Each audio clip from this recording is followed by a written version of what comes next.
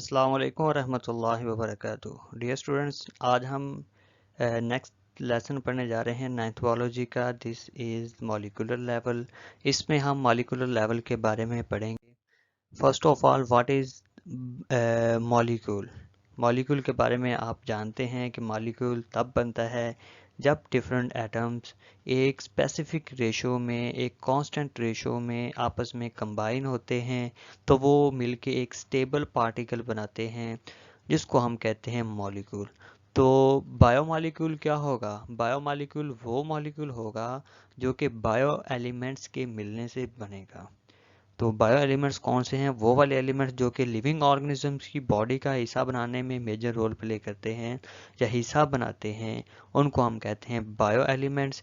Bio elements जब आपस में बॉन्डिंग करते हैं, आपस में बॉन्ड्स बना के एक स्टेबल पार्टिकल बनाते हैं, तो उसको हम क्या कहते हैं? Biomolecule. In organisms, bioelements usually do not occur in isolated forms, rather they combine together through ionic or covalent bonding. The stable particle formed by such a bonding is called as molecule or biomolecule. तो ये bonding जो बनाते हैं वो covalent भी हो सकती है और आयोनिक भी हो सकती है। इसके बारे में अगर आपने पहली क्लासेस में पढ़ा है तो ठीक है, अदरवाइज आप ये नाइन्थ की केमिस्ट्री में पढ़ लेंगे इसको आगे जाके कि कोवेलेंट बॉन्ड कौन सा होता है और आयोनिक बॉन्ड कौन सा होता है।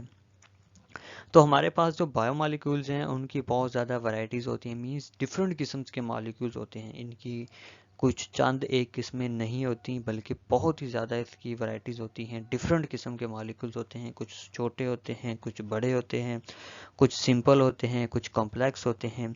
An organism is formed by the enormous number of biomolecules of the hundreds of the different types. तो इसकी 100 के लिहाज से डिफरेंट टाइप्स होती हैं और आगे उनकी फर्दर क्लासिफिकेशन होती है।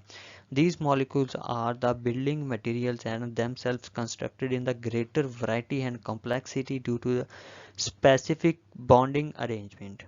तो इसकी जो कॉम्प्लेक्सिटी है, वैरायटी है, वो क्यों प्रोड्यूस होती है? इस वजह से क्योंकि जो डिफरेंट एटम्स हैं वो जब बॉन्ड्स बनाते हैं उनकी अरेंजमेंट डिफरेंट होने की वजह से एक नया मॉलिक्यूल प्रोड्यूस हो जाता है, या एटम्स के डिफरेंट होने की वजह से, मतलब डिफरेंट एटम्स जब कंबाइन करेंगे तो एक नया मॉलिक्यूल बनाएंगे। तो biomolecules are classified as micro molecules and macro molecules. तो हमने इनकी फिर आगे क्लासिफिकेशन की है। तो ये वाला जो टॉपिक है ये यूजली लॉन्ग क्वेश्चन के तौर पे भी आ जाता है। What is the biomolecule, what why there occur diversity in biomolecules. तो बायोमॉलिक्यूल्स की इतनी ज़्यादा वैरायटीज़ क्यों होती हैं? क्योंकि उनके अंदर जो डिफरेंट अरेंजमेंट होती है एटम्स की, या डिफरेंट एटम्स होते हैं, उनकी वजह से इनके अंदर वैरायटीज़ आ जाती हैं। तो इसको आगे फर्दर क्लासिफाई किया गया। तो ये लॉन्ग क्वेश्चन में आपने सबसे पहले बायोमॉलिक्यूल को डिफाइन करना होता है, उसके बाद से रीज़न बतानी होती है कि इनकी इतनी ज़्यादा वैरायटीज़ क्यों होती हैं, तो उसके बाद उसकी क्लासिफिकेशन कर देनी है। Biomolecules are classified as micro and macro molecules. Micro molecules कौन से होते हैं और मैक्रो मॉलिक्यूल्स कौन से होते हैं? Micro molecules are with lower molecular weight, जिनका मॉलिक्यूलर वेट कम होता है या थोड़ा होता है, उनको हम माइक्रो मॉलिक्यूल्स कहते हैं। उसकी एग्जांपल्स हैं ग्लूकोज, वाटर।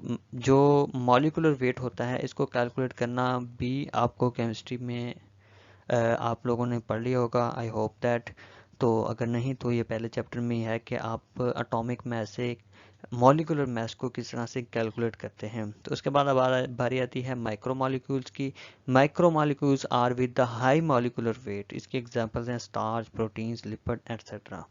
तो बेटा ये था हमारा आज का लेसन। मिलते हैं नेक्स्ट लेसन तक, तब तक के लिए अल्लाह हाफिज़, गुड लक, अस्सलाम वालेकुम वरहमतुल्लाहि वबरकातुहू।